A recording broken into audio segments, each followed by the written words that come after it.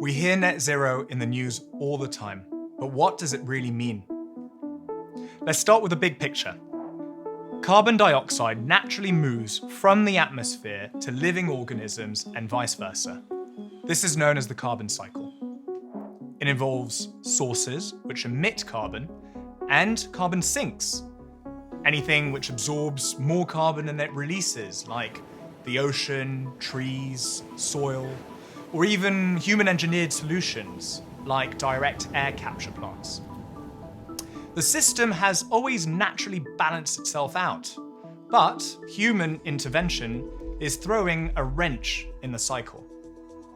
Our activity has created an imbalance between the amount of greenhouse gases released into the atmosphere and the amount of carbon that can be absorbed by our natural sinks.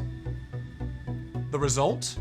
A net accumulation of greenhouse gases in the atmosphere, which is warming our planet and driving anthropogenic climate change. To stop this warming, we need to reach a balance between our emission sources and removals, aka net zero emissions. And in practical terms, for governments and companies, this means reducing our greenhouse gas emissions to as close as zero as possible, and to create additional carbon sinks to remove any residual emissions.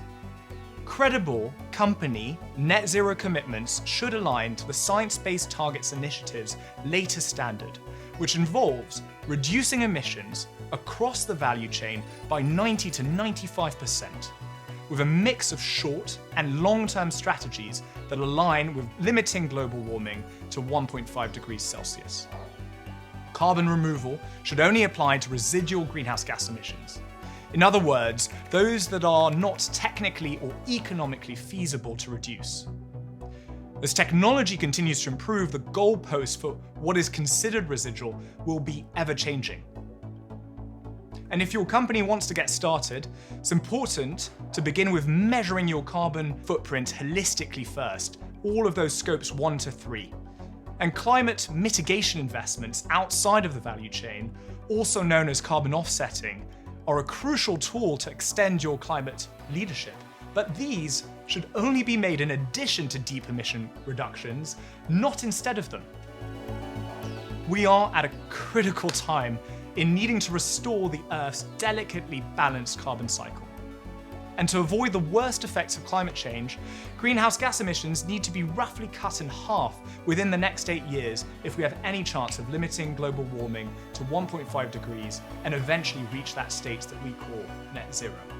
Many countries are working towards a net zero 2050 target, and while government targets are important, this race to zero needs to involve every economy, every company, and every individual to radically reimagine our way of doing things.